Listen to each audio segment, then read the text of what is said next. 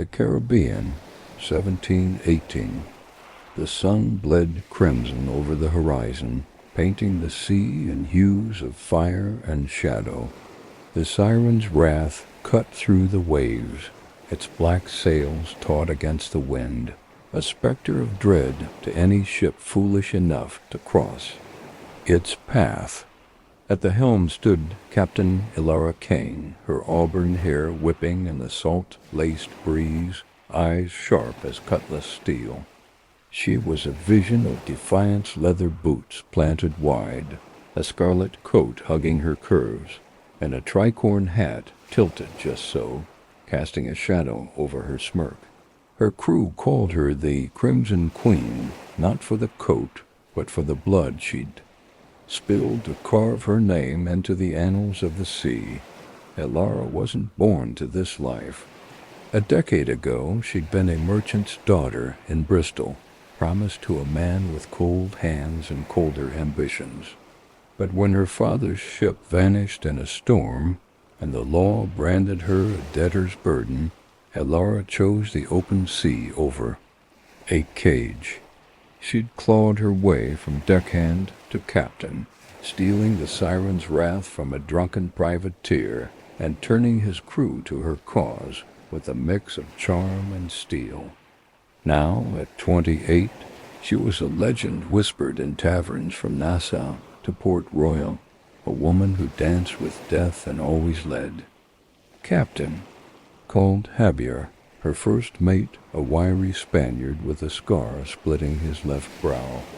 He leaned against a railing, squinting at a speck on the horizon.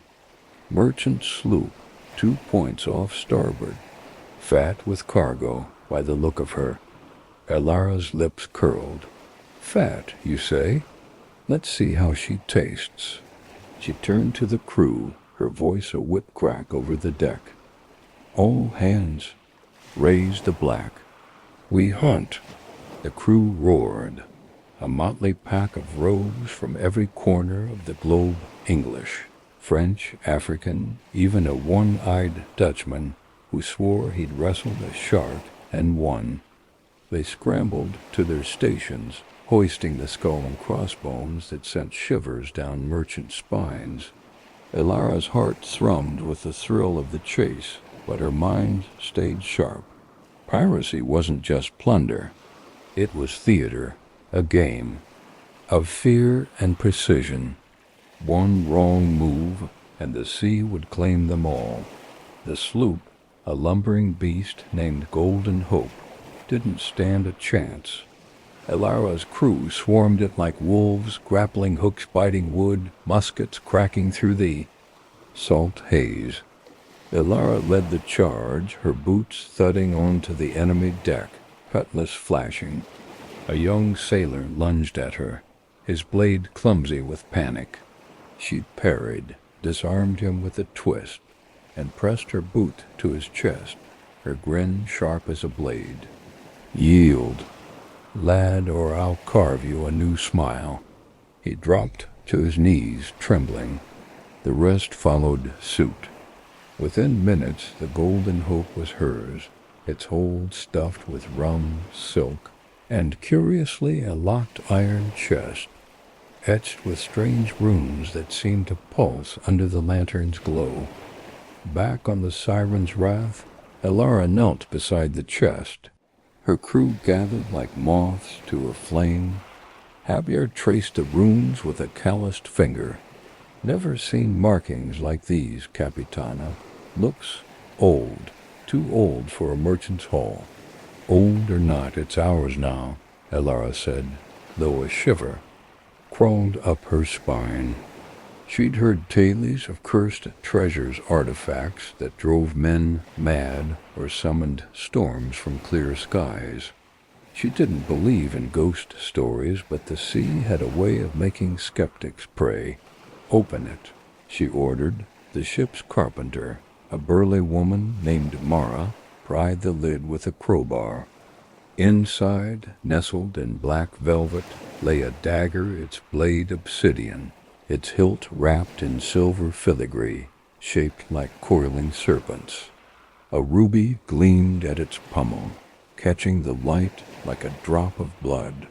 The crew gasped, but Elara felt a tug in her chest, as if the dagger whispered her name. "Don't touch it," she snapped, slamming the chest shut. The crew flinched, and she softened her tone. "Not until we know what it is. Javier, take it to my cabin, lock it tight." As night fell, the Siren's wrath sailed toward Nassau, the chest secured below. Elara stood at the helm, the daggers. Image burned into her mind. She didn't notice the new crewman, Silas, watching her from the shadows. A lean man with eyes like storm clouds, he'd joined them a month ago in Tortuga, quiet but skilled with a blade. His gaze lingered on her, not with the hunger of most men, but with something deeper, something that made her pulse quicken and her instincts scream caution. "Captain," Silas said, stepping into the lantern light. His voice was low, smooth as rum. "That dagger's no ordinary prize. I've seen its kind before.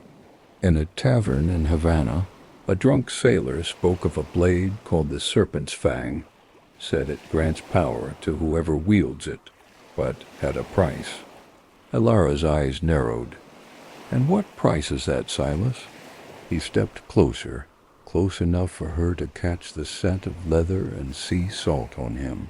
The sea takes what it's owed, always. His fingers brushed her arm, a fleeting touch. That sent heat through her veins. She stepped back, hand on her cutlass. "Keep your stories and your hands to yourself," she said, her voice cold but her heart racing. "Get back to your post." Silas smirked, bowing slightly before melting into the dark. Elara gripped the helm, her knuckles white. The dagger, Silas, the runes, something was coming. Something bigger than a merchant's haul. And Elara Kane, the Crimson Queen, was never one to back down from a fight. But as the stars emerged, a faint hum seemed to rise from below decks, where the chest lay locked in her cabin. And in the distance a shadow moved across the waves, too. Swift, too silent for any ship Elara knew, the Siren's wrath sliced through the inky Caribbean night, its lanterns casting flickering gold across the deck. Captain Elara Kane stood at the helm, her hand steady on the wheel, but her mind churned like the sea below. The iron chest in her cabin seemed to hum through the planks, a low thrum that set her teeth on edge. The Serpent's Fang, Silas had called it, a blade of power, cursed by the sea itself. Elara didn't trust curses, but she trusted her gut, and it was screaming that the dagger was trouble. The crew was restless. The thrill of the Golden Hope's capture had faded, replaced by whispers about the chest. Mara, the carpenter, swore she'd heard it whisper her name as she locked it in Elara's cabin. Javier, usually unflappable, kept glancing at the horizon, muttering about omens. Even the gulls seemed to scream louder tonight, their cries mingling with the wind's howl. "Captain," Javier called, climbing the steps to the quarterdeck. His dark eyes flicked to the sea, where that shadow, too swift, too silent, had vanished hours ago. "The men are spooked. That chest, it's got them talking of ghosts and worse. We should ditch it in Nassau, sell it to some fool with more gold than sense." Elara's jaw tightened. "And lose a prize we bled for? Not a chance. We'll find out what it is, then decide its worth." She paused, her voice softening. "You trust me, don't you, Javier?" He hesitated, then nodded. "Always, Capitana. But the sea don't care for trust. It's got its own plans." She clapped his shoulder, forcing a grin. "Then we'll outsmart it. Get some rest. We reached Nassau by dawn. Javier saluted and descended, but Elara's grin faded. She didn't trust the chest either, but she'd built her legend on facing down fear. A captain who flinched was a captain who sank dot below decks. Silas was trouble of a different kind. Elara couldn't shake the memory of his touch, brief, bold, and far too warm. He was new, untested, yet his skill with a blade and his sharp tongue had earned him a place among her crew. But those storm cloud eyes hid something, and Elara had survived too long to ignore a snake in her ranks. She found him in the mess, leaning against a beam, sharpening his dagger with slow, deliberate strokes. The crew gave him a wide berth, their laughter quieter in his presence. Elara strode over, her boots loud on the creaking boards. "Silas," she said, her tone sharp. "Enough to cut. You're fond of stories. Got any more about that dagger?" He looked up, his smirk slow and dangerous. "Plenty, Captain. The Serpent's Fang isn't just a blade. It's a key to what no one knows. What every hand that's held it ended up dead or mad." He stood, closing the distance between them, his voice dropping to a murmur. "You feel it, don't you? The pull, like it's calling you." Alara's pulse quickened, but she held his gaze. "I feel nothing but the weight of a crew to lead. If you know more, spit it out. No games." Silas tilted his head, studying her. "In Havana, that sailor said the dagger was forged by a priestess long before the Spanish came. She bound it to the sea's wrath power for the one who wields it, but betrayal follows close. You're bold, Captain, but even you can't cheat the sea." Her hand twitched toward her cutlass, but she stayed it. "Keep your riddles, Silas. If you're so wise, tell me why a merchant sloop carried a cursed blade in a chest no one could open." He shrugged, but his eyes gleamed. Maybe they didn't know what they had, or maybe they were running from it. Before she could press him, a cry split the air. "Sail! Sail to port!" It was Mara, her voice raw with panic. Elara bolted to the deck, Silas on her heels. The crew scrambled, muskets and cutlasses at the ready. In the moonlight, a ship loomed, a sleek brigantine, its sails black as pitch, no flag raised. It moved, too fast, cutting the waves like a predator. Elara's heart sank. She knew that silhouette, the Revenant, captained by Elias Crowe, a pirate so ruthless even Nassau's rogues gave him a wide berth. "Crowe," Javier spat, joining her at the rail. "He's been hunting these waters since we took the Golden Hope. You think he's after the chest?" Elara's mind raced. Crowe wasn't one for trinkets unless they promised power. If he knew about the Serpent's Fang, he's not here. "For rum or silk," she said. "All hands. Full sail. We outrun into Nassau." The crew sprang into action, but the Revenant was gaining, its cannons glinting in the moonlight. Elara gripped the helm, her knuckles white. She'd outrun storms and Navy frigates, but Crowe was a different beast. And then there was Silas, lingering too close, his hand brushing hers as he adjusted a rope. "Need a hand, Captain?" he asked, his voice low, teasing. She shoved him back, her glare icy. "Help or get out of my way." He laughed, soft and dangerous, before joining the crew. Elara focused on the sea, but doubt gnawed at her. Silas knew too much, and his presence felt like a spark near powder. Was he a spy for Crowe, a traitor in her ranks, or something else entirely? The Revenant fired a warning shot. the boom echoing across the waves. Elara cursed under her breath. Nassau was hours away, and the siren's wrath was fast, but not fast enough. She needed a plan, and fast. "Javier," she barked, "load the stern chasers. Mara, rig the sails for a hard turn. We're not running blind, we'll lead Crowe." "Into the reefs?" "The reefs?" Javier's eyes widened. "Capitana, that's suicide in the dark." "Trust me," she said, her voice steady despite the fear coiling in her gut. "I know these waters. Crowe doesn't." As the crew hustled, Elara felt the daggers hum again. Louder now, like a heartbeat in the ship's bones. She glanced at Silas, who was hauling ropes with the others, his movements too fluid, too calm. Her instincts screamed betrayal, but there was no time to confront him. The Revenant was closing, its cannons primed. Elara spun the wheel, guiding the siren's wrath toward the jagged reefs of Dead Man's Shoal.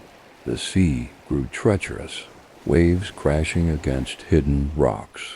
The crew held their breath as the ship danced through the maze, Elara's hands steady, her eyes locked on the dark water. Behind them the Revenant followed, its hull scraping coral with a sickening crunch. "Got you," Elara whispered, a fierce grin breaking through her tension. But the victory was short-lived. A low hum rose from her cabin, and this time the whole crew heard it, a sound like a woman's wail, sharp and mournful. Mara dropped her rope, crossing herself. Javier's face paled, and Silas, damn him, just smiled. The siren's wrath danced through Dead Man's Shoal, its hull skimming inches from jagged reefs that could gut a ship like a fish. Captain Elara Kane gripped the helm, her eyes locked. On the frothing waves, every nerve alive with the thrill of outwitting death. Behind them, the Revenant faltered, its hull grinding against coral with a groan that echoed like a dying beast. Elara's gamble had paid off for now, but the eerie wail from the iron chest below decks lingered in her mind, a chilling reminder that the Serpent's Fang was no ordinary prize.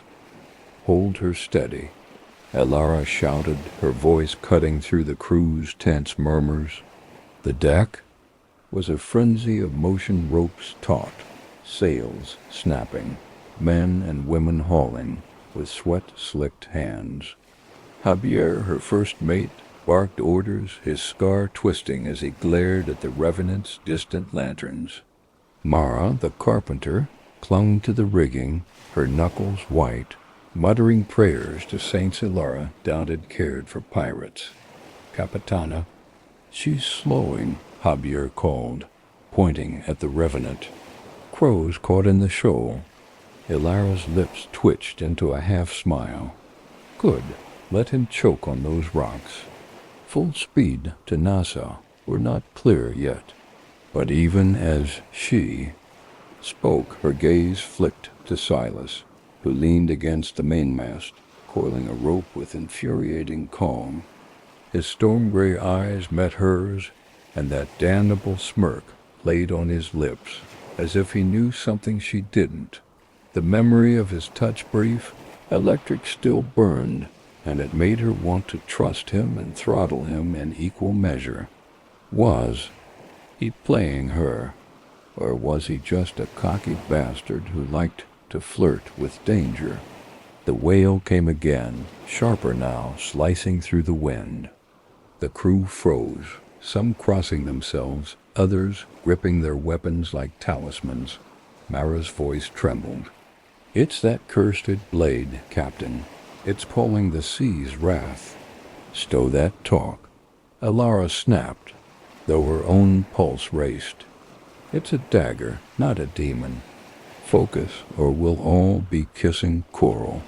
She steered the ship through the last of the reefs, the siren's wrath emerging into open water. The Revenant was a distant shadow now, limping but still afloat. Elara exhaled, her shoulders easing, but the relief was short-lived.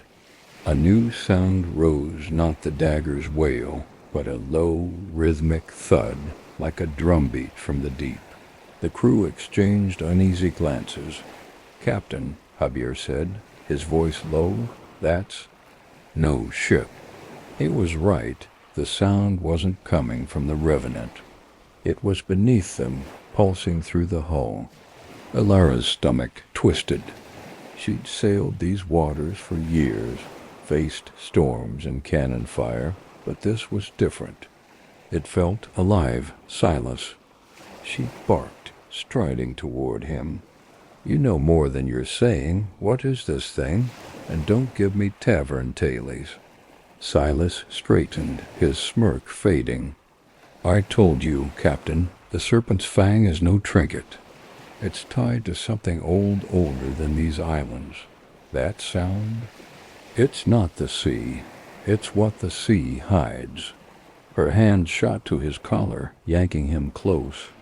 The crew watched, tense, but no one dared interfere.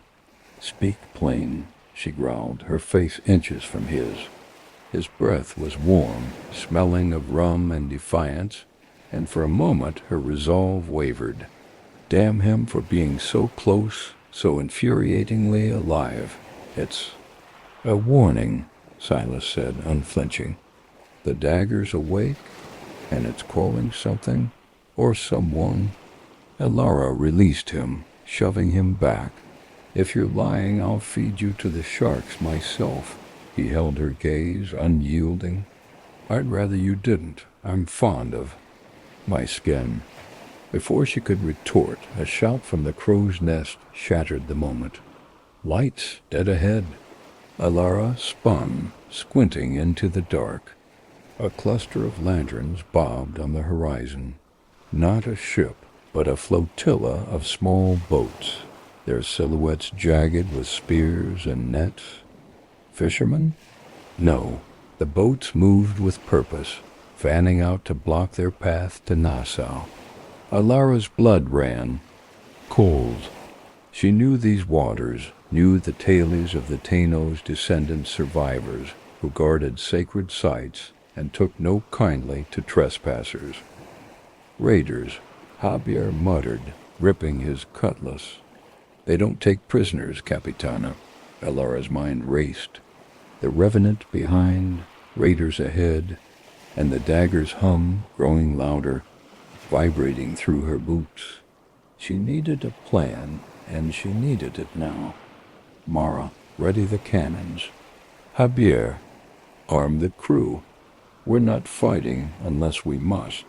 "Silas," she hesitated, hating how much she needed his insight. "You know these waters? Any tricks to get us through?" Silas stepped closer, his voice low, meant for her alone. "There's a channel to the east, narrow but deep. They won't expect it, but it's tight one wrong move, and we're grounded." Her eyes searched his, looking for deceit. She found none, but trust was a luxury she couldn't afford. "Show." She said, gesturing to the helm. He nodded, brushing past her, his shoulder grazing hers in a way that sent a spark down her spine. She cursed herself silently. "Focus, Elara. The sea doesn't care for your heart dot." As Silas guided her to the channel, the raiders' boats closed in, their shouts carrying over the waves words in a tongue Elara didn't know, but felt in her bones. The dagger's hum grew frantic, and now she was sure. It wasn't just a sound. It was a call, and something was answering. "Captain." Mara shouted, pointing to the water. Beneath the surface a shadow moved, not a ship, not a creature, but something vast, rippling like liquid night. The crew gasped, some dropping to their knees. Even Javier, ever steady, looked shaken. Elara gripped the helm, her voice a beacon. in the chaos. Hold fast, we're not dying tonight. But as she steered toward the channel, the shadow surged closer, and the dagger's wail became a scream. Silas's hand steadied hers on the wheel, his touch firm, grounding.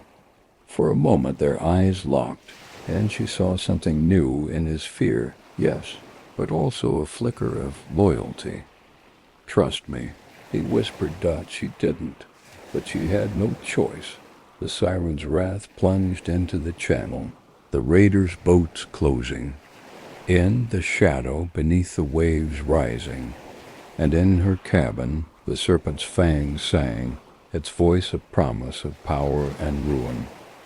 The Siren's wrath threaded the needle of the narrow channel, its hull scraping coral with a screech that set Elara's teeth on edge.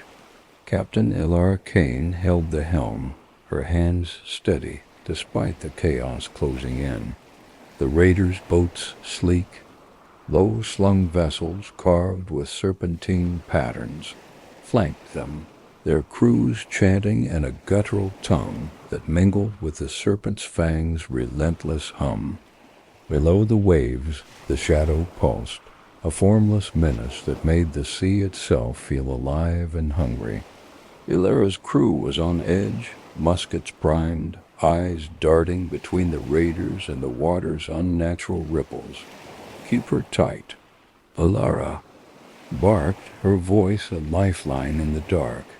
Silas stood beside her, his hands guiding the wheel when hers faltered, his touch both steadying and maddening. She didn't trust him, not his cryptic warnings, not his storm-gray eyes that seemed to see too much, but right now, he was her best shot at surviving this channel. "Starboard, 2 degrees, Silas said, his voice calm despite the raiders' spears glinting in the moonlight. "There's a sandbar to port hit it, and we're done." Elara adjusted the wheel, her shoulder brushing his. A spark of heat shot through her, and she cursed inwardly. This was no time for distraction, yet Silas's presence was a flame she couldn't douse. "If this channel's a trap, Silas, I'll carve your name into the reef myself," she muttered. He chuckled, low and reckless. "You'd miss me, Captain." She shot him a glare, but held her tongue. The raiders were closing, their boats darting like sharks. A spear sailed past, embedding in the Siren's wrath's railing with a thud. Javier, at the stern, roared, "Fire!" The stern chasers boomed, sending a spray of splinters across the nearest raider boat. It veered off, but others pressed. Closer, undeterred, Mara. Elara called to the carpenter, who was loading a cannon with grim focus.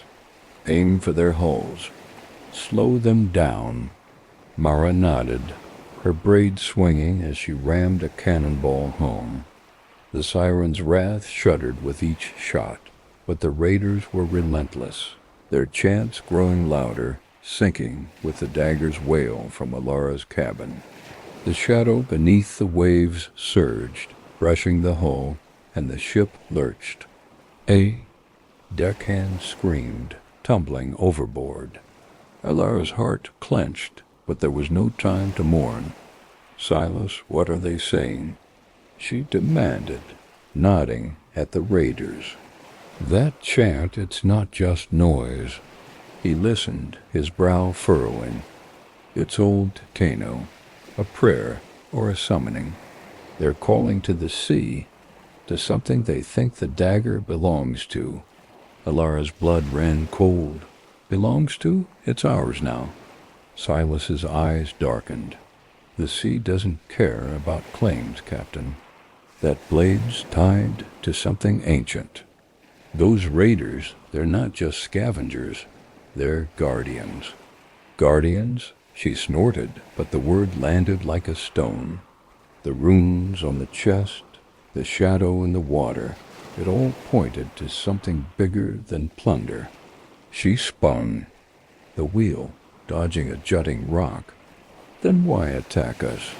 Why not the Golden Hope? Maybe they didn't know it was aboard, Silas said, his voice low. Or maybe someone tipped them off. His gaze flicked to the crew, lingering on Javier, who was shouting orders at the gunners. Elara's stomach twisted. Betrayal was a poison she knew too well. Her father's crew had sold him out to creditors, leaving her to fend for herself. Was Javier, her loyal first mate, playing a double game? Or was Silas sowing doubt to cover his own tracks? She shoved the thought aside. The channel was narrowing, the raiders closing, and the shadow below growing bolder. A raider boat surged alongside, its crew hurling grappling hooks. One caught the Siren's Wrath's rail, and 3 raiders scrambled aboard, their faces painted. With ochre, eyes wild, Elara drew her cutlass, her scarlet coat flaring as she met the first attacker. Steel clashed, sparks flying. She parried, spun, and drove her blade into his shoulder. He fell, but another took his place, his spear grazing her thigh. Pain flared, hot and sharp, but she gritted her teeth and fought on. Silas was at her side, his own blade a blur, felling a raider with a precision that made Elara's breath catch. He moved like a dancer, lethal and graceful, and for a moment she forgot her suspicions. "Nice work," she grunted, dodging a spear. "Likewise," he shot back, his grin flashing in the chaos. Their eyes met, a fleeting spark of something camaraderie. Maybe more before a cannon's roar snapped them back to the fight. The Siren's Wrath cleared the channel, bursting into open water, but the raiders didn't relent. The shadow below surged again, and this time it broke the surface, a writhing mass of tentacles, black as oil, tipped with barbs that gleamed like obsidian. The crew screamed, some dropping their weapons. Mara froze, her cannon forgotten. Even Javier paled, his cutlass trembling. Elara's heart pounded, but she climbed the rigging, her voice a thunderclap. "Hold fast, it's flesh, not fable. Load the cannons with chain-shot aim for those arms." The crew rallied, fear giving way to desperation. Cannons roared, tearing into the creature's limbs. It thrashed, sending waves crashing over the deck, but retreated below. The raiders, though, didn't waver. Their chants grew frantic, and Elara realized they weren't attacking. They were herding the Siren's Wrath toward a rocky outcrop dead ahead. "Silas, take the helm," she shouted, leaping to the deck. She ran to her cabin, the dagger's wail now a scream that drowned out the battle. The iron chest sat in the corner, its runes glowing faintly. She hesitated, then flung it open. The serpent's fang lay inside, its ruby pulsing like a heartbeat. Her fingers hovered, drawn to it, but Silas's warning echoed. Betrayal follows close. She slammed the chest shut, locking it, and dragged it to the deck. "Javier, Mara, guard this with your lives," she ordered, shoving it into their hands. "If the raiders want it, they'll have to bleed for it." As she returned to the helm, Silas steered with a focus that almost made her trust him. "Almost. We're clear of the rocks," he said, "but the raiders are still on us. And that thing isn't gone." Elara nodded, her thigh stinging, her mind racing. The revenant was still out there, Crowe likely watching from a distance. The raiders wanted the dagger. The creature wanted what, and Silas, ally or enemy? Stood too close, his presence a riddle she couldn't solve. "Head for Nassau," she said, her voice steel. "We'll lose them in the harbor, and Silas," she turned, her eyes boring into his. "If you're playing me, you'll wish. The sea took you first." He met her gaze unflinching, a hint of heat in his smile. "I'd rather play with you, Captain." She turned away, hiding the flush creeping up her neck. The Siren's wrath sailed on, the raiders in pursuit, the shadow lurking below, and the Serpent's Fang singing its deadly song. The Siren's wrath tore through the Caribbean dawn, its sails straining as Nassau's jagged skyline loomed on the horizon. Captain Elara Kane stood at the helm, her auburn hair plastered with sea spray, her thigh wound throbbing beneath a hasty bandage. The raiders' boats dogged their wake, smaller and swifter, their chants a relentless drone that matched the Serpent's. Fang's eerie wail from the iron chest. Below the waves, the shadow those writhing, barbed tentacles had vanished, but Elara felt its presence, a predator biding its time. Her crew was fraying, their eyes haunted, their hands unsteady on ropes and muskets. She needed to reach Nassau's harbor, where the raiders wouldn't dare follow, but the sea had other plans. Faster, damn it. Elara shouted, her voice raw. "We're nearly there." Javier, her first mate, relayed orders, his scar twisting. As he glanced at the chest, now lashed to the mainmast under Mara's watchful eye, the carpenter clutched her crowbar like a talisman, muttering about curses. Elara didn't believe in curses, but the dagger's hum was no longer just a sound. It was a pulse, syncing with her heartbeat, tugging at her thoughts. She shook it off, focusing on the helm. Silas stood beside her, his hands steady on the wheel when hers slipped. His storm-gray eyes scanned the sea, unreadable but sharp, and his presence was both anchor and spark. Every brush of his arm, every low word sent heat through her veins. But his secrets gnawed at her trust. Was he guiding them to safety or leading them to ruin? Raiders closing starboard. Mara yelled, pointing to 3 boats cutting through the waves, their spears glinting like fangs. A 4th lingered back, its leader a woman with braided hair and ochre-painted skin standing tall, her gaze locked on the Siren's wrath. Elara cursed. Mara load the cannons with grape shot. Javier ready the muskets. We'll give them a bloody nose before Nassau. The crew scrambled, but the raiders were relentless, their boats weaving through cannon fire with uncanny skill. A spear arced over the deck, grazing Javier's arm. He swore, blood seeping through his sleeve, but kept barking orders. Elara's heart clenched. She trusted Javier like a brother, but Silas's hint about betrayal lingered like poison. "Silas," she said, her voice low, "that channel saved us, but these raiders know it too well. You've sailed these waters. How do they move like that?" He leaned closer, his breath warm against her ear. "They're not just raiders, Captain.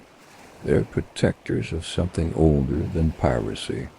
The Taino left guardians, people who keep sacred things from greedy hands. That dagger, it's theirs. Or it was." Elara's grip tightened on the helm.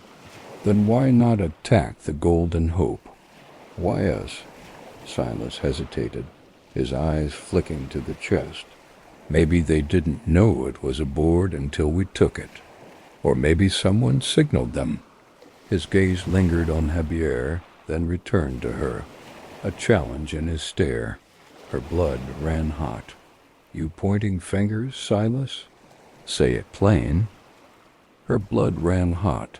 "You pointing fingers, Silas? Say it plain." He smirked, infuriatingly calm. "I'm saying watch your crew, Captain. Loyalty's a thin rope in a storm." Before she could press him, a cannon shot from the raiders rocked. the Siren's wrath splintering the port railing. The crew ducked, but Elara stood firm, steering toward Nassau's harbor. The raider's leader raised a conch shell, blowing a deep, mournful note. The sea churned and the shadow returned, its tentacles lashing the surface, narrowly missing the ship's stern. "Damn it!" Elara roared. "Mara, chain shot, now!" Mara fired, the cannon's roar tearing into the creature's limbs. It screeched a sound like tearing metal and retreated, but the raiders pressed closer, their chants peaking. Elara's eyes darted to the chest. The serpent's fang was driving this madness, and she was done playing its game. "Javier, bring me the chest," she shouted. He hesitated, his face pale. "Capitana, that thing's cursed. Now." She snapped, her voice a whip. Javier obeyed, dragging the chest to the helm. Elara knelt, unlocking it with trembling hands. The dagger lay inside, its ruby glowing like a coal, its hum now a scream that made her head throb. She reached for it, but Silas grabbed her wrist, his grip firm. "Don't," he said, his voice urgent. "Touch it, and you're bound to it." The sailor in Havana, he held it, and went mad, carved his own crew to pieces. She yanked free, her eyes blazing. "I'm not some drunken fool. Step back." But before she could act, the raiders' leader shouted, her voice carrying over the waves. "Give us the Fang, red woman, or the sea takes you all." Elara stood, cutlass drawn, her scarlet coat billowing. "Come and take it," she bellowed, defiance masking her fear.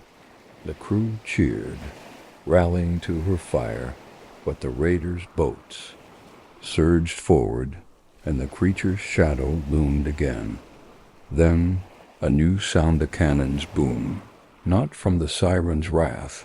Elara spun, spotting a ship on the horizon, the revenant Elias Crowe's black-sailed brigantine closing fast. Her heart sank. Trapped between raiders, a sea monster, and Crowe's cannons, their odds were grim. "Silas," she said, her voice low, "if you've got a miracle, now's the time." He grinned, reckless and bold. "No miracles, Captain. But I've got a plan." He leaned in, his lips brushing her ear as he whispered, "Signal Nassau's harbor. Watch. They'll fire on anything without a flag. Crow's got none, and the raiders won't risk it." Elara's eyes widened. It was a long shot, but it might work. She nodded, shoving him toward the signal flags. "Do it. And Silas, if this fails, you're swimming to Nassau." He laughed, darting to the rigging. Elara turned to Javier, who stood by the chest, his face unreadable. "You with me, Javier?" she asked, searching his eyes. "Always, Capitana," he said, but his voice wavered, and Elara's gut twisted. Was Silas right? Was betrayal brewing? As Silas raised the signal flags, the raiders closed in. The creature's tentacles grazed the hull, and the revenant's cannons roared. Elara gripped her cutlass, the dagger's hum a siren song in her blood. Nassau was close, but so was ruin. Asterisk, the Siren's wrath surged toward Nassau's harbor, its sails taut under a blood-red dawn. Captain Elara Kane gripped the helm, her knuckles white, her thigh wound a dull ache beneath her blood-stiffened trousers. The raiders' boats swarmed like hornets, their spears flashing in the early light, while the revenant Elias Crowe's black-sailed brigantine loomed closer, its cannons spitting fire. Beneath the waves, the creature's shadow pulsed, its tentacles grazing the hull with a sickening scrape.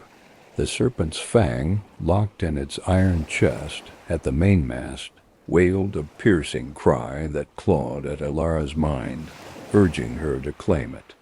"Signal flags up," Silas shouted, his lean frame swinging through the rigging as he hoisted Nassau's distress code.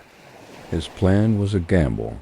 The harbor watch might fire on the Revenant and the raiders, who flew no flags, but only if the Siren's wrath could hold out long enough. Elara's eyes flicked to him, his storm-gray gaze steady despite the chaos. His reckless grin stirred something in her, desire, distrust, or both, but she shoved it down. No time for weakness. "Javier," she barked. "Cannons now. Keep those boats off us." Her first mate nodded, his scar twisting as he rallied the gunners. Blood seeped from his arm where a spear had grazed him, but he moved with grim resolve. Yet Silas's words echoed in Elara's mind. "Watch your crew." Was Javier, her rock for years, hiding a traitor's heart? She couldn't believe it, but doubt gnawed like Rat Mara, the carpenter, guarded the chest, her crowbar clutched tight. "Captain, that thing's singing louder." She yelled, her voice trembling. "It's calling that beast." Elara's jaw clenched. The dagger's hum was no longer just sound. It was a voice, whispering promises of power, of victory. She shook her head, focusing on the harbor. Nassau's forts were visible now, their cannons glinting. If Silas's signal worked, they might survive this. A raider boat surged alongside, its ochre-painted leader, a woman with fierce eyes and braided hair, shouting in broken English. "The Fang is ours. Return it or the sea claims you." Elara leaned over the rail, her scarlet coat flaring. "Try taking it and you'll choke on my steel." She roared, drawing her cutlass. The crew cheered, their fear drowned by her fire, but the raiders answered with a volley of spears. One struck the deck near Mara, who yelped and swung her crowbar, cracking a raider's skull as he tried to board. The Revenant fired again, a cannonball splintering the Siren's Wrath's mizzenmast.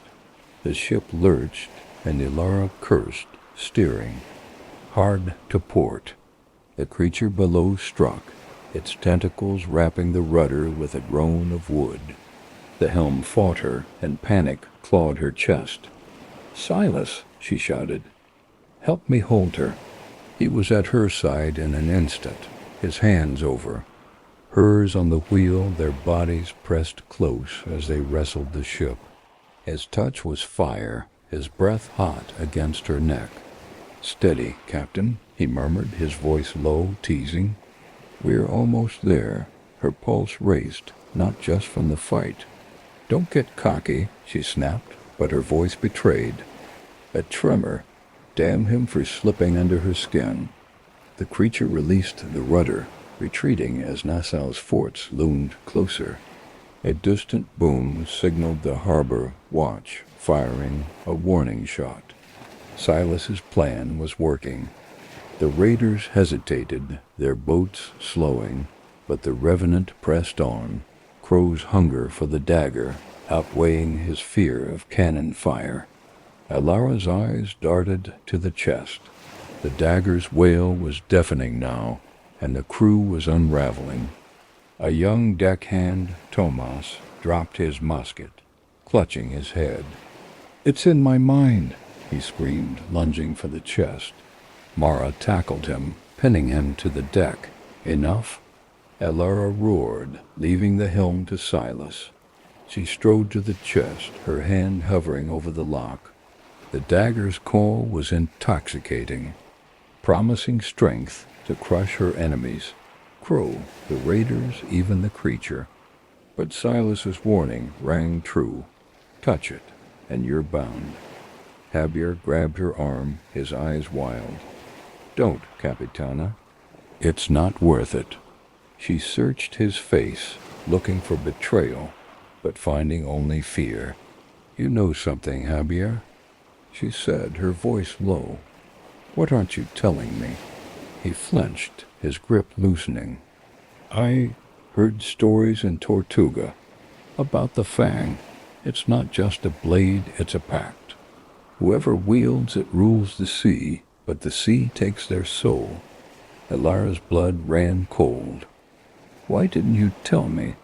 "I thought it was nonsense," he snapped, then soft. "I didn't want you chasing ghosts." Before she could respond, a raider boat ran the Siren's wrath, its crew swarming the deck. Elara drew her cutlass, meeting a raider's spear with a clash of steel. The fight was chaos blades flashing, blood spilling, screams mingling. With the dagger's wail, Silas fought beside her, his movements fluid, deadly, but his eyes kept darting to the chest. The harbor watch fired again, a cannonball slamming into a raider boat, sending it to splinters. The others broke off, retreating, but the revenant was undeterred, closing the gap. Elara's heart pounded. They were so close to safety, but the dagger was a beacon, drawing death like moths to flame. Then a new voice cut through the chaos, not the dagger's, but a woman's, clear and commanding. The raider leader stood on her boat, holding a carved stone that pulsed with the same glow as the dagger's ruby. "The Fang is ours," she shouted. "It was stolen from our people, bound to the sea's heart. Return it or the Serpent wakes fully." Elara froze, her blade dripping blood. "The Serpent?" she called back, dodging a raider's strike. "What is it?" The leader's eyes burned. "The guardian of our blood.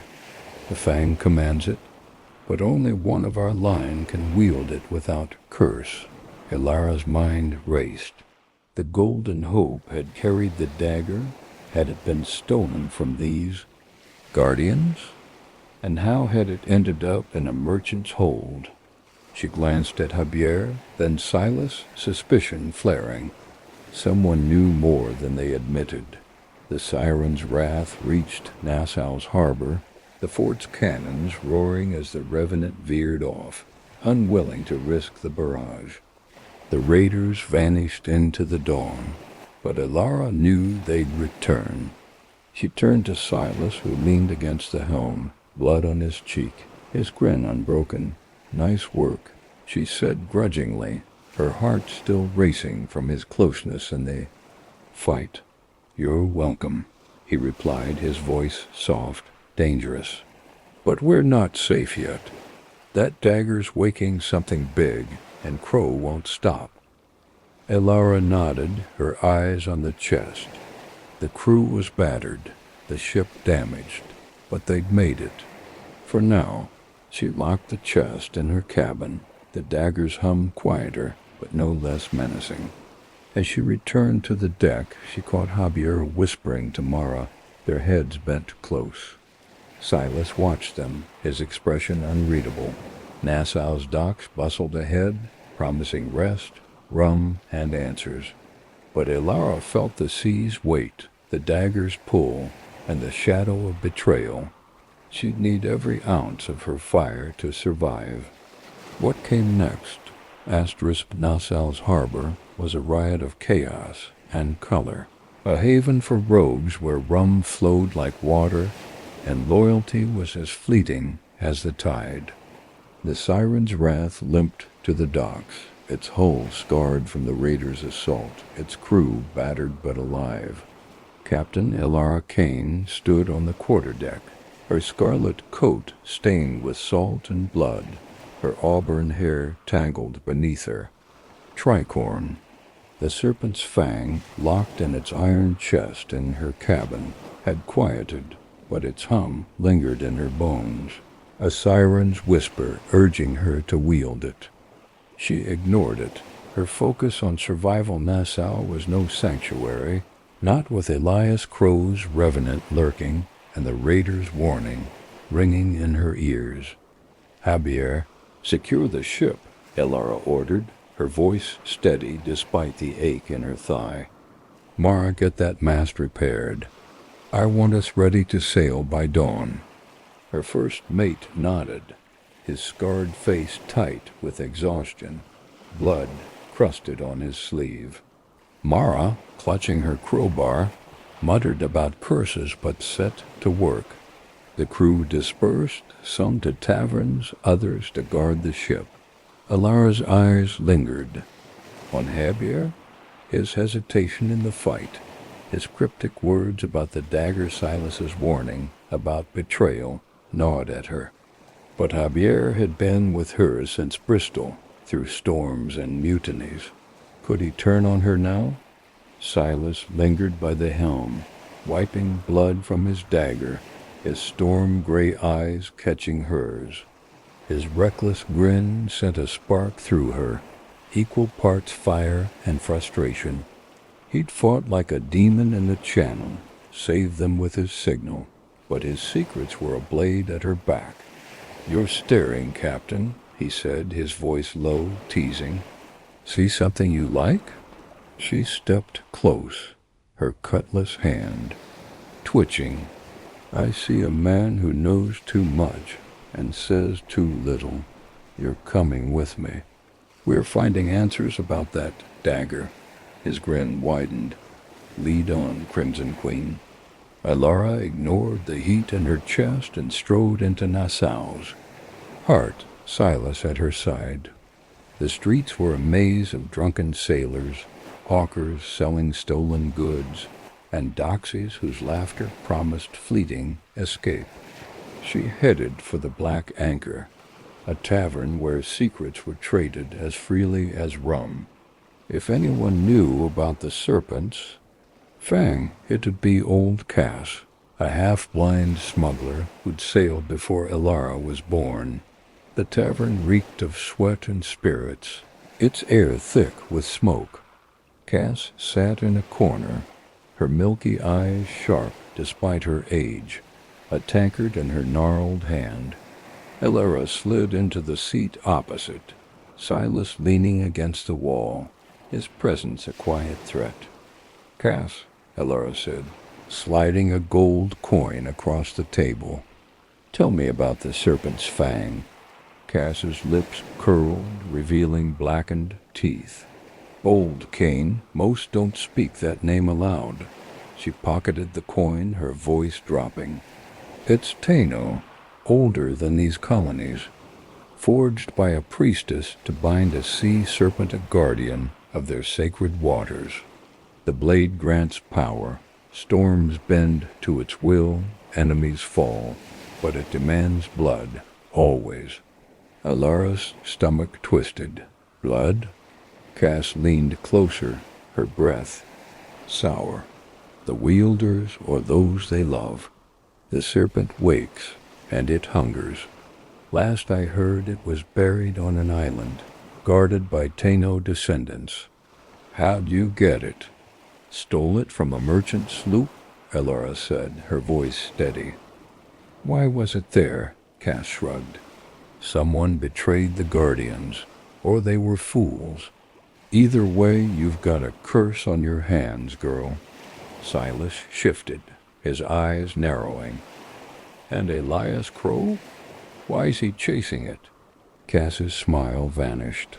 "Crowe's mad for power. He's heard the Tailies thinks the Fang'll make him king of the seas. He'll burn Nassau to get it." Elara's mind raced. The Raiders' Guardians wanted their blade back. Crowe wanted its power. And the dagger itself? It wanted her, its hum a constant pull. She thanked Cass and stood, Silas following her into the humid night. "You believe her?" Silas asked, his voice low as they navigated the crowded streets. "Enough to—" "No, we're in deep," Elara replied. "You knew more than you let on." "Why?" He stopped, his hand brushing her arm, sending a shiver through her. I've seen what cursed things do to crews, Captain. I wanted you to think before you touched it. Her eyes searched his, finding no lie but no comfort either. And what do you want, Silas? The dagger? My ship? Me? He stepped closer, his voice a murmur. Maybe all three, but for now I want you alive. Her breath caught, but before she could respond, a shout broke the night. Captain! It was Mara sprinting toward them, her face pale. The chest, it's gone. Elara's heart stopped. She bolted for the docks, Silas and Mara on her heels. The Siren's wrath was intact, but the crew was in chaos, weapons drawn, accusations flying.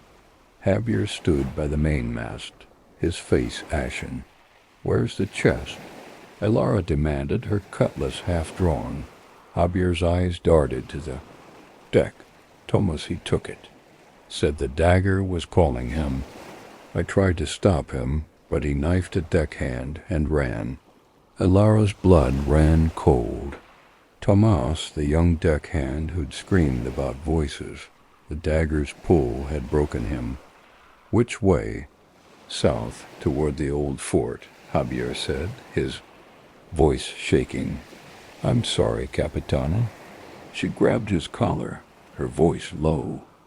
You were guarding it. How'd he get past you? Javier flinched. I was checking the rigging.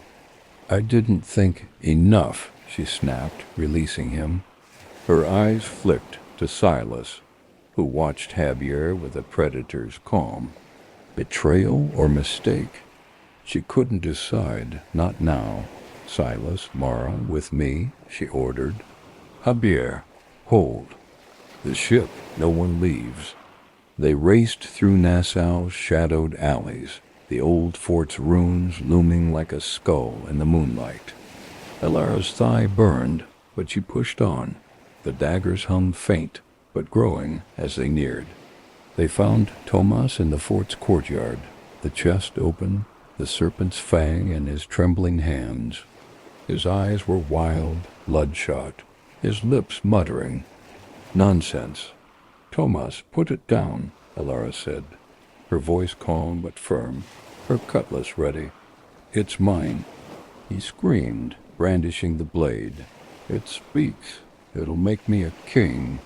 Silas lunged, tackling Thomas, but the boy was frenzied, slashing.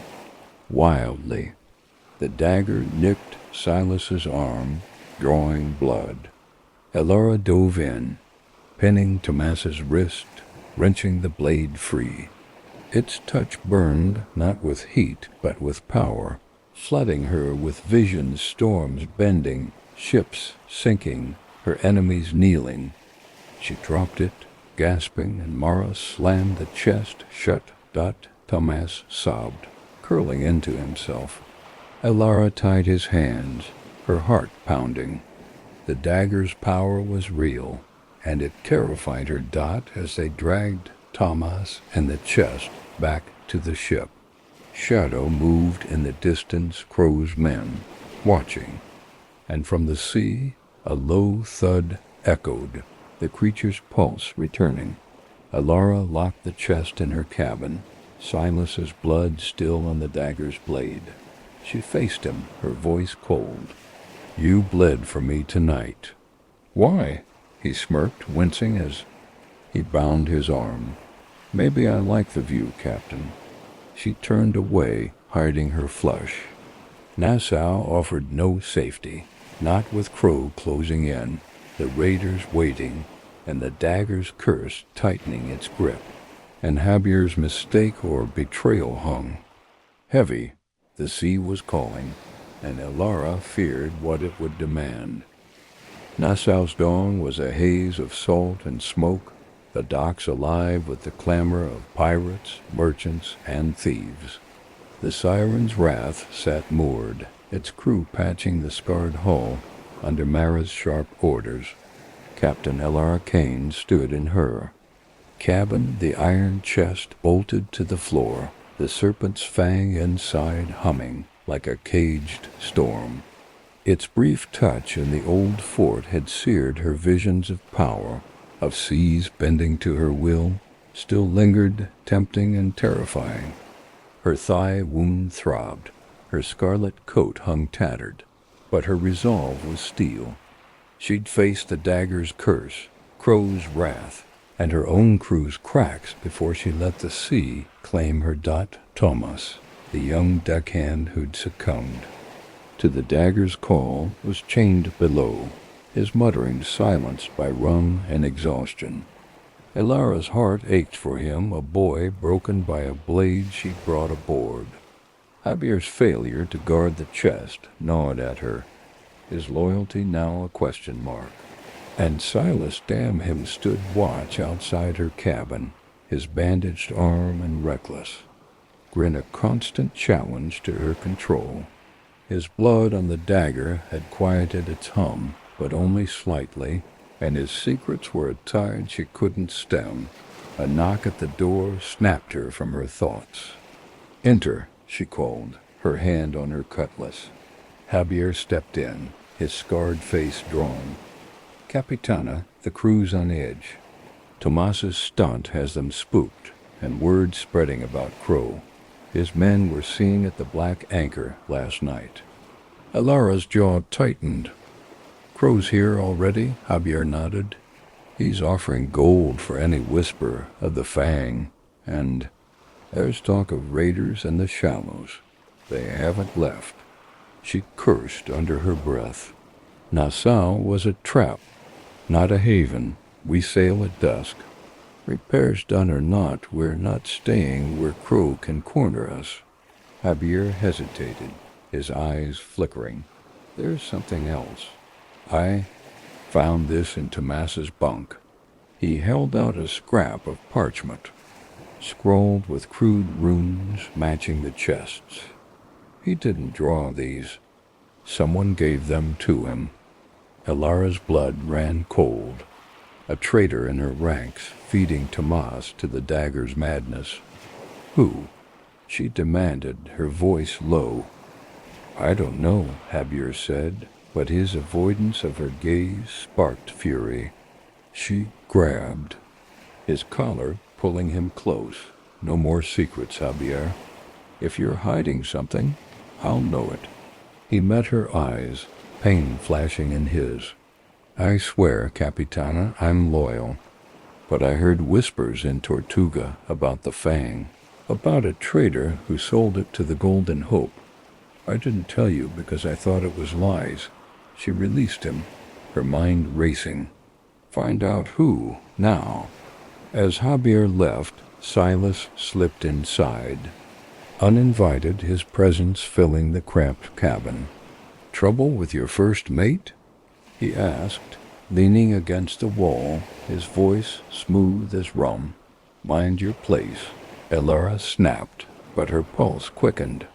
His shirt was open at the collar, revealing a glimpse of tanned skin, and his eyes held a heat that made her want to close.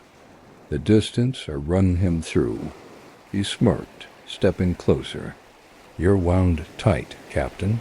That dagger's got you twisted. Let me help." "Help?" She laughed, sharp and cold. "You've done enough, bleeding on my prize." "Speak plain what? Do you know about those runes?" Silas's grin faded. "They're Taino, like I said. Protection marks meant to bind the Fang's power. But someone broke them, woke the Serpent. That's why the raiders are after you and why that thing in the water won't stop." Elara's hand hovered over the chest. "And the traitor?" He shrugged, but his eyes were sharp. "Could be anyone. Even your precious Javier." She turned away, hiding the flush of anger and something else. "Get out. I need to think." He lingered, his voice soft. "You feel it, don't you? The Fang's call. It's not just power, it's truth. It shows you what you want." "And what do you want, Silas?" she asked, facing him, her voice A challenge. He stepped closer, his breath warm. Right now, to keep you breathing. His fingers brushed her wrist, a fleeting touch that sent fire through her veins. She pulled back, her cutlass half drawn. Out, she said, her voice steady. Despite her racing heart, he bowed mockingly and left. Elara locked the door, her hands trembling as she opened the chest. The serpent's fang gleamed, its ruby pulsing. She didn't touch it, but its hum filled her, whispering of storms she could command, of Crowe's blood on her blade. She slammed. The chest shut, cursing its pull. A shout from the deck broke her reverie. She ran out, finding Mara pointing to the harbor's edge. A lone raider boat approached under a white cloth truce. The ochre-painted leader stood tall, her braided hair catching the sun. Elara met her at the dock, Silas and Mara flanking her, muskets ready. "Speak," Elara said, her hand on her cutlass. "I am Kelia," the woman said, her voice steady. "The Fang is my people's, stolen by a trader who sold it to your merchants. Return it, and we let you live." Elara's eyes narrowed. "And if I don't?" Kelia's gaze hardened. "The serpent wakes fully. It will take your ship, your crew, your soul." Elara's mind flashed to the creature's tentacles, the dagger's visions. "Who's the traitor?" Kelia hesitated. "One of yours. They knew the Fang was aboard the Golden Hope. They led us to you." Elara's heart sank. "Javier? Silas? Someone else?" "Prove it," she said.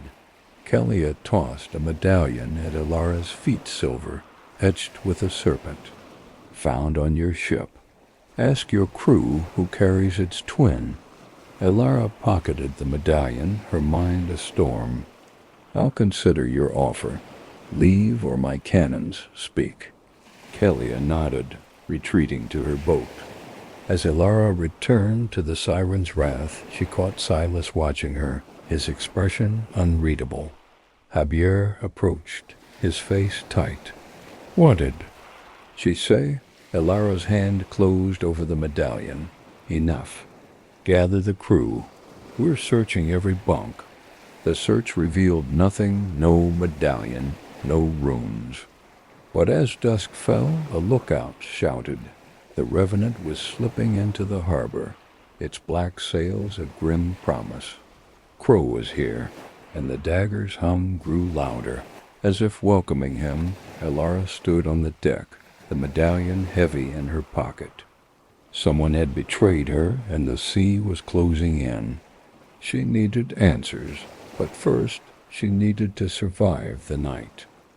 Nassau's dusk cloaked the docks in shadows, the air thick with the scent of rum, tar, and treachery. The Siren's wrath creaked at its mooring, its crew tense as they patched the hull and loaded cannons, their eyes darting to the harbor, where the Revenant's black sails loomed like a storm cloud. Captain Elara Kane stood on the quarterdeck, her scarlet coat tattered, the serpent medallion heavy in her pocket. The serpent's fang, locked in its iron chest in her cabin, hummed a low, insistent pulse that stirred her blood with visions of power and ruin. Kelia's warning echoed. A traitor among her crew had led the raiders to the dagger. Elara's gaze swept over her men, lingering on Javier, her loyal first mate, and Silas, the enigma whose every word sparked both fire and doubt. "Javier," she called, her voice sharp. "Double the watch. Crowe's men are in Nassau, and I want no surprises." Javier nodded, his scarred face tight, but his eyes avoided hers. "Aye, Capitana." He moved to rally the crew, but his hesitation fueled Elara's suspicion. The medallion burned in her pocket. Someone carried its twin, and she'd find them before the night was out. Silas leaned against the railing, his bandaged arm a reminder of his fight for her in the fort. His storm-gray eyes watched her, his smirk both infuriating and magnetic. "You're brooding, Captain," he said, his voice low, teasing. "That dagger's got you wound tighter than a hangman's noose." She stepped close, her cutlass hand twitching. "And you're too calm, Silas. That medallion know anything about it?" His grin didn't waver. "Only that it's Taino, like the runes. A marker for their guardians. Whoever's got the other one's been talking to Kelly's people." Elara's jaw clenched. "And you didn't think to mention this before?" He shrugged, stepping closer, his breath warm. "I'm mentioning it now. You want answers, Captain, but you're not asking the right questions or the right people." Her pulse quickened, his proximity a spark she couldn't ignore. "Careful, Silas, I'm not in the mood for games." He leaned in, his voice a murmur. "No games, Elara, just truth. You feel the Fang's pull. It's not just a blade, it's a mirror. Shows you what you fear most." She shoved him back, her heart racing. "Enough riddles. Help her get off my ship." He bowed mockingly, but his eyes held a flicker of something concerned. Desire? She couldn't tell, and it maddened her. A shout from the dock broke the tension. "Captain," Mara called, sprinting up the gangplank, her braids swinging. "Raiders 3. Boats coming in under cover of dark. No truce flag this time." Elara's blood ran cold. Kalia wasn't waiting for an answer. She strode to the rail, spotting the boats gliding through the harbor's shadows, their ochre-painted hulls barely visible. The Revenant held position beyond the forts, but Crowe's men were likely already in Nassau, watching, waiting. "Arm the crew," Elara ordered. "Mara, ready the cannons. Javier, get that chest below double locket." As the crew scrambled, Elara pulled the medallion from her pocket, its serpent etching glinting in the lantern light. She scanned her men, searching for guilt, but found only fear and exhaustion. The dagger's hum grew louder, a siren's call urging her to wield it to end this with blood. She pushed it down, but its pull was stronger now, whispering of storms she could summon, of Crowe's ship in flames. The raiders struck fast, their boats ramming the siren's wrath's hull. Grappling hooks bit wood, and Kalia's warriors swarmed the deck, their spears flashing. Elara drew her cutlass, meeting a raider's strike with a clash of steel. The fight was brutal. Blades sparked, blood sprayed, and the dagger's hum became a scream, vibrating through the ship. Silas fought beside her, his dagger a blur, felling a raider with a precision that made her breath catch. "Stay close, Captain," he shouted, his grin wild as he parried a spear aimed at her back. Their shoulders brushed, and for a moment she felt anchored. Alive in the chaos. Javier was a whirlwind, his cutlass carving through raiders, but his eyes kept darting to the hatch where the chest was stored. Elara's heart twisted. Loyalty or betrayal? She couldn't decide, not now. Kanya boarded last, her braided hair swinging, a curved blade in hand. "The Fang," she shouted, her eyes locked on Elara. "Give it, or we burn your ship." Elara parried a raider's strike, her voice a roar. "You'll get nothing but steel." But as she fought, the dagger's call surged, and a vision flashed. Kalia kneeling, the sea parting, Elara a queen of storms. She staggered, the image searing. Silas caught her arm, steadying her. "Don't listen to it," he hissed, his grip firm, his eyes fierce. "It's not you." She nodded, shaking off the daze, and drove her cutlass into a raider's shoulder. The crew rallied, pushing the raiders back, but Kalia was relentless, her blade clashing with Elara's in a shower of sparks. "You can't hold it," Kalia snarled. "It will break you." Elara kicked her back, panting. "Try me." A cannon roared from the harbor, a warning from the forts. The raiders faltered, and Kalia signaled retreat, her eyes promising vengeance. "This isn't over, Red Woman," she spat, leaping to her boat Dot as the raiders vanished. Elara's crew cheered, but the victory was hollow. The revenant still watched, and the medallion's weight was a noose. Elara turned to Javier, her voice cold. "Search every bunk again. Find that second medallion." He nodded, but his hands shook. "Capitana, save it," she snapped, turning to Silas. "You're with me. We're finding Cass again. She knows more." They returned to the Black Anchor, the tavern's den, a stark contrast to the battle's chaos.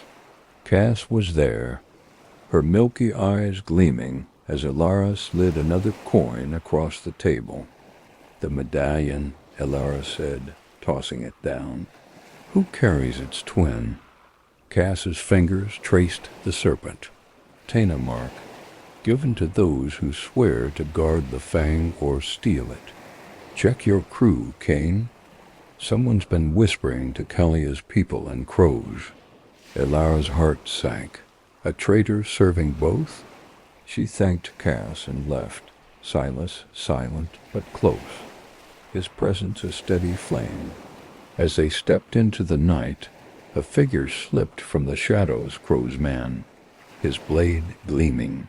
Silas moved first, tackling him, but not before the man hissed, "The Fang's ours, Kane. Your crew's already sold you." Elara's cutlass was at his throat in an instant. "Who?" she demanded. He laughed, blood bubbling as Silas's dagger found his ribs. "Ask your first mate," he gasped, then went still. Elara's world tilted. "Javier?" She didn't want to believe it, but the pieces fit his hesitation, the runes, the chest's theft. She faced Silas, her voice shaking. "If you're part of this, I'll end you." He met her gaze, his hand brushing hers, warm and steady. "I'm with you, Elara. Believe that." She wanted to desperately, but the dagger's hum was a warning, and Nassau's shadows hid a traitor's heart. Nassau's night was a cauldron of treachery, its alleys alive with whispers and blades.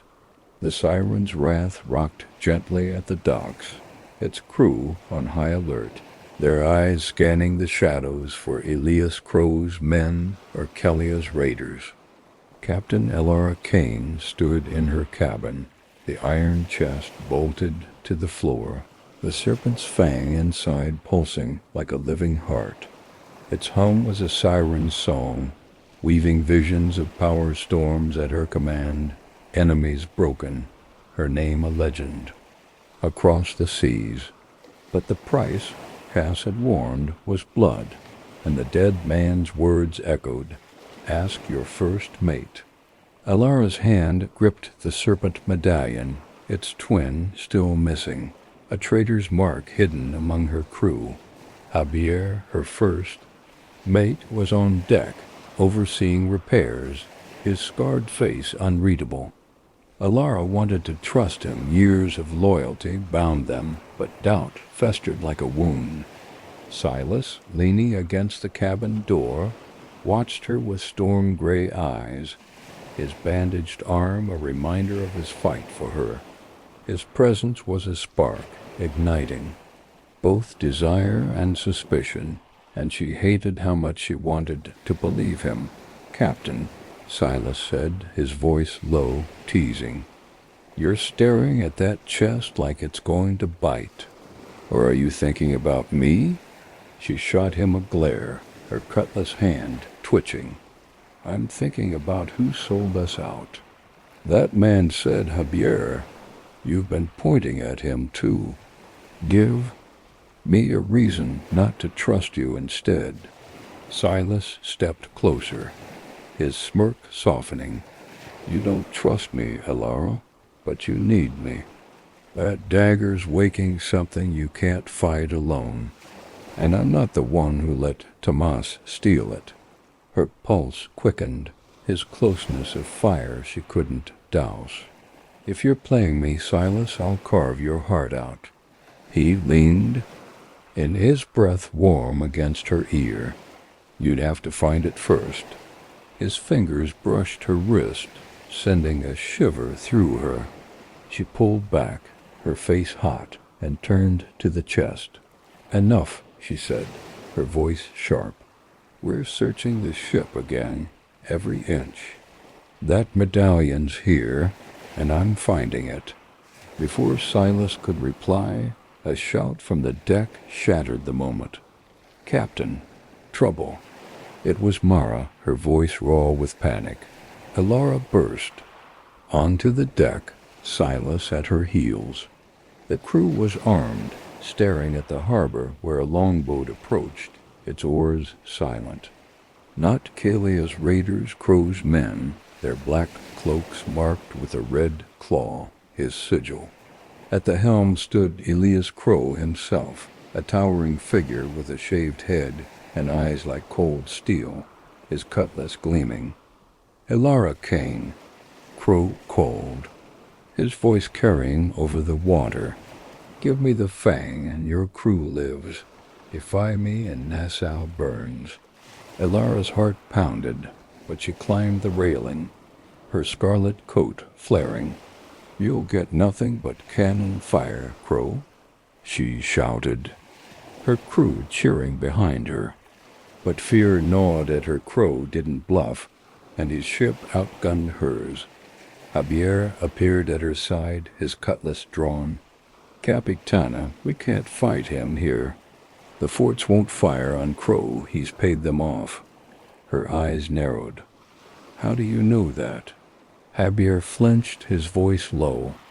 I heard it in the black anchor. I swear I'm with you. She wanted to believe him, but the medallion in her pocket burned. Prove it, she said, turning to the crew. Cannons ready. We're not bowing to Crowe. As the crew scrambled, Silas whispered, he's not alone. Look. He pointed to the shallows, where Kalia's raider boats lurked, waiting like vultures. And beneath the waves, a shadow stirred, its tentacles rippling the surface. Elara cursed, trapped between Crowe, Kalia, and the creature. Their odds were grim. The dagger's hum surged, urging her to wield it, to unleash its power. She shoved the thought down, but its pull was relentless. Crowe's longboat closed in, his men firing muskets. Bullets whizzed past, one grazing Mara's shoulder. She cursed, loading a cannon. Elara drew her cutlass, shouting, Fire!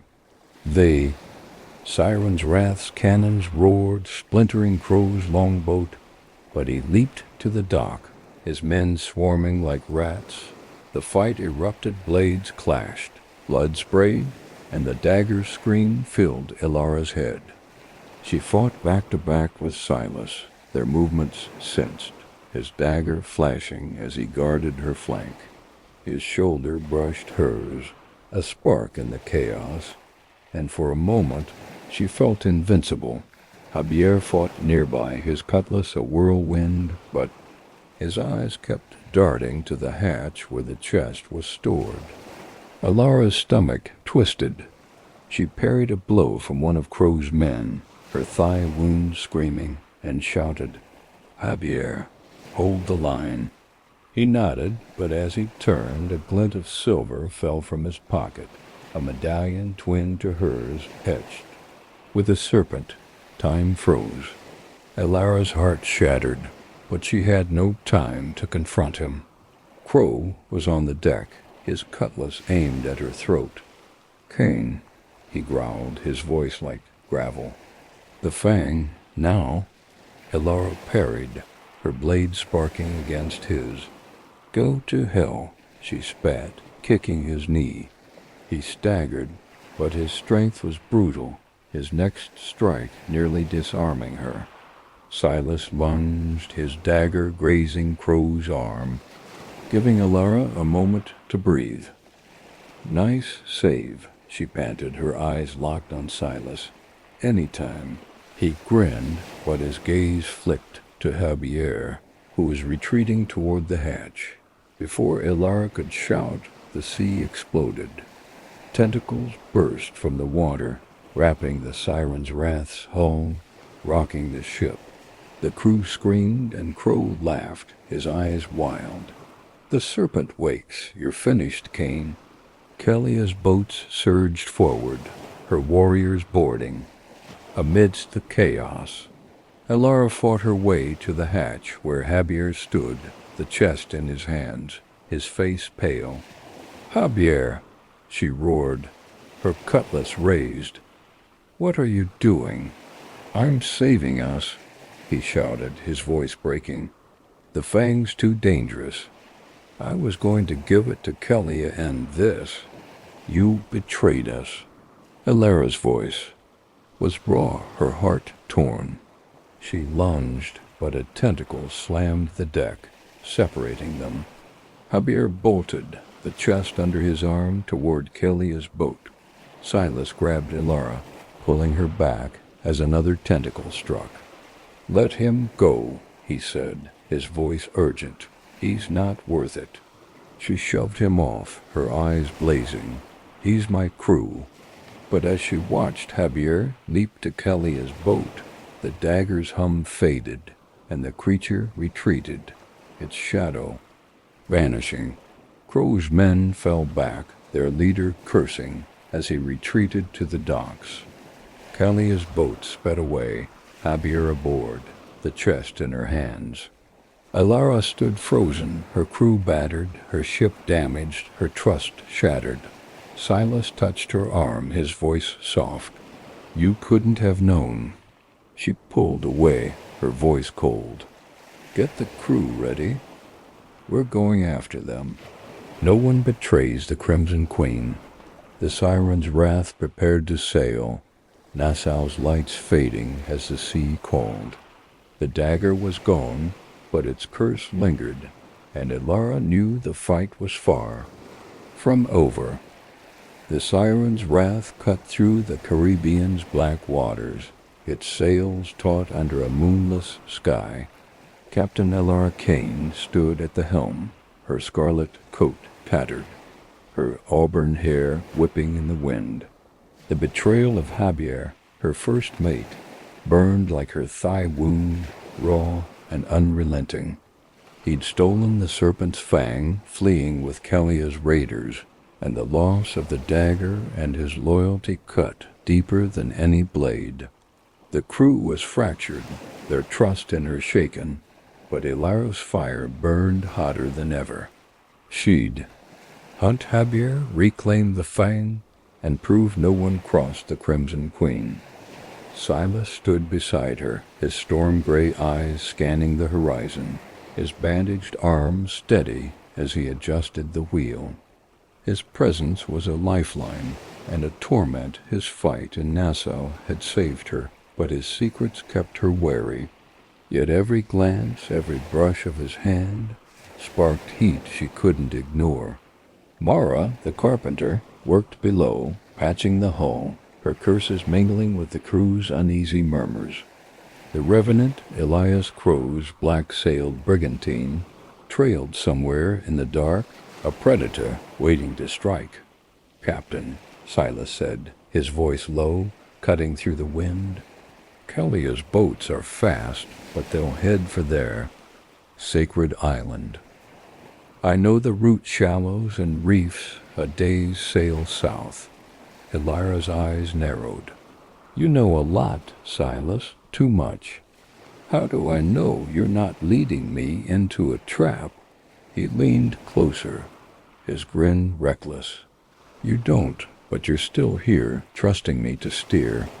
His fingers grazed hers on the wheel, a fleeting touch that sent fire through her veins. She pulled back, her voice cold. "Steer true, or you'll swim with the sharks." He chuckled, undaunted. "I'd rather swim with you, Captain." Her cheeks flushed, but she focused on the sea. The dagger's absence left a void, its hum gone, but its pull lingered in her. Blood visions of storms and power haunting her. Kelia's words rang. "Only one of our line can wield it without curse." Was Javier, with his Spanish roots, tied to the Taino? Had he known all along? A cry from the crow's nest broke her thoughts. Lights dead south. The lookout pointed to faint glimmers, Kelia's boats, their lanterns bobbing like fireflies. Full sail. Elara shouted, her voice a whip. "We catch them before they reach their island." The crew scrambled, their fear tempered by her resolve. Mara climbed to the deck, her braid swinging, her shoulder bandaged from Crow's attack. "Captain, the hull's holding, but another hit from that creature could sink us." Elara nodded, her jaw tight. "Then we outrun it. Keep the cannons ready." As the Siren's wrath gained on the raiders, the sea churned. A low thud pulsing through the hull. The creature, the Serpent, awake again. Elara's heart pounded. Without the dagger, its call was weaker, but its hunger was not. She glanced at Silas, his face grim. "You said the Fang commands it," she said. "If Kelia has it, why is it still after us?" Silas's eyes darkened. "The Fang's bound to you now. You touched it in the fort. It marked you." Her stomach twisted. "Marked me? It's in your blood," he said, his voice low. "You felt its power. It wants you to wield it or die trying." Elara cursed. The memory of the dagger's visions flooding back her enemies broken, the sea hers. She shoved it down, but the sea's thud grew louder, and a shadow rippled below, tentacles grazing the surface. Before she could act, Kelia's boats veered into a reef-strewn lagoon, their lanterns winking out. Elara steered after them, the Siren's wrath threading through jagged coral. The raiders' boats stopped at a rocky islet, its cliffs carved with serpentine runes, glowing faintly in the dark. Kelia stood on the shore, the iron chest at her feet, Javier beside her, his face pale but defiant. Elara anchored just offshore, her crew arming for a fight. "Mara, stay with the ship," she ordered. "Silas, with me. We're ending this." They rowed to the islet, muskets primed. The seas thud a drumbeat in Elara's chest. Kelia met them on the beach, her curved blade drawn, the chest open, the serpent's fang in her hand. Its ruby pulsed, and the sea roared, tentacles rising. Behind her, "Red woman," Kelia said, her voice steady. "You're cursed. The Fang chose you, but you're not of our blood. It will destroy you." Elara drew her cutlass, her eyes on Javier. "You betrayed me," she said, her voice raw. "Why?" Javier's hands shook, but he met her gaze. "I wanted to save you, Capitana, the Fang's poison. I thought giving it to Kelia would end it." "You sold us out," Elara snapped, stepping forward. "You knew what it was." "I didn't," he shouted. "I learned in Tortuga my mother was Taino." "Kelia found me," said the Fang belonged to her people. I thought it was right." Elara's heart cracked, but her blade stayed steady. "You chose them over us." Before Javier could reply, the sea erupted, tentacles lashing the beach.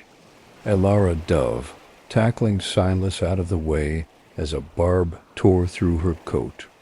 Kelia swung the Fang, and the creature hesitated, its shadow retreating. "It obeys me," Elias shouted. "Leave or it takes you all." Silas pulled Elara to her feet, his grip firm, his eyes fierce. "She's not lying," he whispered. "The Fang's hers by blood, but it's still calling you." Elara's blood sang, the dagger's power a tide she couldn't resist. She lunged, her cutlass clashing with Kelia's blade. The fight was brutal. Steel sparked, sand flew, and the creature's roars shook the air. Javier hesitated, his own blade drawn but unused. Torn between sides, Silas fought off raiders, his dagger a blur, but a tentacle grazed him, knocking him down. Elara screamed his name, her focus breaking. Kelia seized the moment, kicking her. Back the Fang at her throat. "Yield," Kelia hissed. Elara's eyes locked on the dagger, its ruby blazing. She saw herself wielding it, the sea bowing, Crowe dead. She grabbed Kelia's wrist, twisting, and the Fang fell to the sand. Elara reached for it, its power flooding her, then stopped. Silas's warning echoing, "It'll take your soul." She backed away, panting, as Kelia snatched the dagger. But before Kelia could strike, a cannon roared the revenant, closing in, its black sails a grim shadow. Crowe had found them. Elara grabbed Silas, pulling him up, their bodies close, his breath ragged. "We're not done," she said, her voice fierce. He grinned, blood on his cheek. "Never, Captain." As Kelia's raiders rallied, the creatures surged, and Crowe's cannons fired. Elara knew the final fight was coming, and the Fang's curse would demand its price. The islet's rocky shore trembled under the Caribbean's wrath, waves crashing as the serpent creature's tentacles thrashed, its roars drowning out the wind.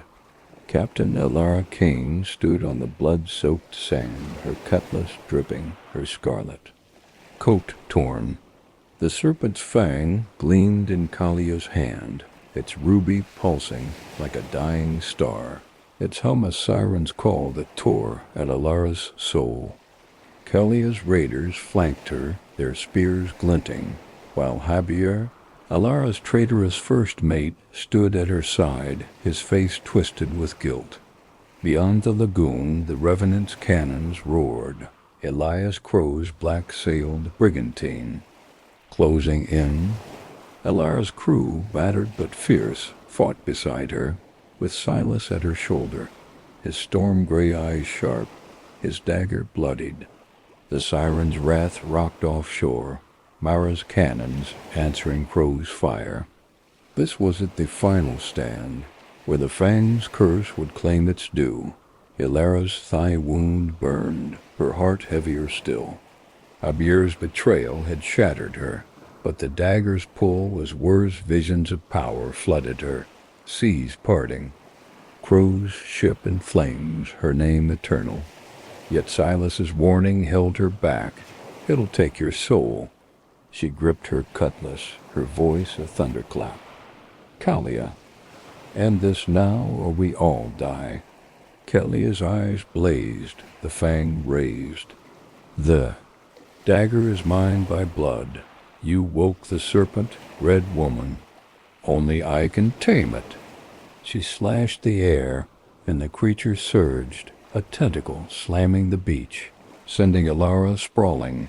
Silas pulled her up, his grip firm, his breath hot against her ear. "Stay sharp, Captain. She's not wrong. You touched the Fang. It's bound to you." His hand lingered on her arm, a spark of heat in the chaos, and for a moment she wanted to trust him completely. "Then help me end it," she said, her eyes locked on his. He nodded, his grin reckless, and they charged. The fight was Chaos Raiders' spears clashed with Elara's crew, steel sparking, blood mixing with sand. Elara met Kelia's blade, their strikes a dance of fury. The Fang's hum was deafening. urging Elara to claim it, but she fought its pull, her cutlass parrying Kalia's relentless blows. Silas fought nearby, his dagger felling raiders, his movements fluid, lethal. He guarded her flank, their bodies brushing in the fray, and she felt a surge of something: trust, desire, hope.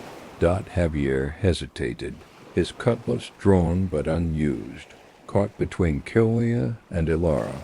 "Capitana," he shouted, his voice breaking. "I didn't want this. I thought giving her the Fang would save you." Elara's heart twisted, but she didn't falter. "You chose, Javier," she roared, dodging Kelia's strike. "Live with it." A cannonball from the Revenant struck the islet, spraying rock and sand. Crowe's men landed, their red claw cloaks stark against the night. Crowe himself charged, his cutlass a brutal arc aimed at Elara. Silas intercepted, their blades clashing, but Crowe's strength drove him back. "The Fang's mine, Kane," Crowe snarled. "Your crew's already broken." Elara parried Kelia, her eyes flicking to Silas. He fought like a demon, blood on his cheek, but Crowe was a beast, his blade grazing Silas's side. Elara's heart lurched. She couldn't lose him, not now. She kicked Kelia back, shouting, "Silas, hold him." Kelia lunged, the Fang slicing Elara's arm. Pain flared, but the dagger's touch was worse, a vision of her as queen, seas bowing, Silas at her side, Javier dead. She staggered, the hum overwhelming. Kelia seized the moment, grabbing her throat. "Yield, or the Serpent takes you." Elara's eyes fell on the Fang, inches away.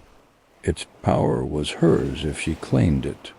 She reached, her fingers brushing the hilt, the visions flooding. Glory, death, betrayal. Silas's voice cut through Elara. "Don't." And she froze, her hand trembling. Javier acted, tackling Kelia, wrenching the Fang from her grip.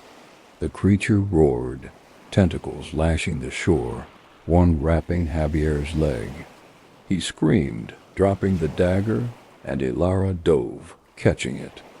Its power surged, but she fought it, hurling the Fang into the sand. "Enough," she shouted, her voice raw. "No one wields it." Kelia scrambled for the dagger, but Silas was faster, pinning her. Crowe laughed, his blade at Silas's back.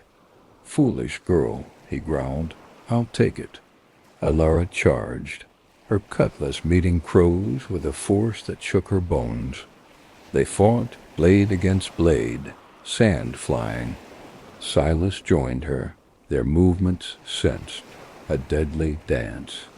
Crowe was strong, but Elara was fire, her strikes fueled by rage, loss, and something deeper, Silas's faith in her. A tentacle struck, separating them. The creature turned on Kelia, who screamed as it dragged her to the sea. Javier lunged, cutting her free, but the serpent's barb pierced his chest. He fell, blood pooling, his eyes on Elara. "I'm sorry, Capitana," he gasped, then went still. Elara's heart broke, but there was no time to mourn. She grabbed the Fang, its power searing, and faced the creature. "You want this?" She roared, raising the dagger. "Take it." She hurled it into the sea, the ruby flashing as it sank. The creature shrieked, diving after it, its shadow vanishing into the depths. The sea calmed, the hum gone. Kelia staggered to her feet, her eyes wide. "You freed us," she whispered, then fled with her raiders. Crowe roared, charging Elara, but Silas tackled him, his dagger finding Crowe's heart. The pirate lord fell, his red claw cloak pooling like blood. His men retreated, the revenant fleeing. Under Mara's cannon fire, Elara stood, panting, Silas at her side. The crew gathered, battered but alive. She faced them, her voice steady despite her grief. Javier's gone. The Fang's gone. We're free. Silas touched her hand, his. Grip warm, his eyes soft. You did it, Captain. You broke the curse. She met his gaze, her heart raw. You stayed, why? He smiled, no smirk this time. Because you're worth it, Elara. She wanted to kiss him, to let the fire between them burn, but the crew watched and the sea waited. Get the ship ready, she said, her voice soft. We sail at dawn. The Siren's wrath left the islet, Nassau fading behind. Elara stood at the helm, Silas beside her, the crew rebuilding. The Fang was gone, but its shadow lingered in her blood, a reminder of power's cost. The Crimson Queen had won, but the sea always demanded more.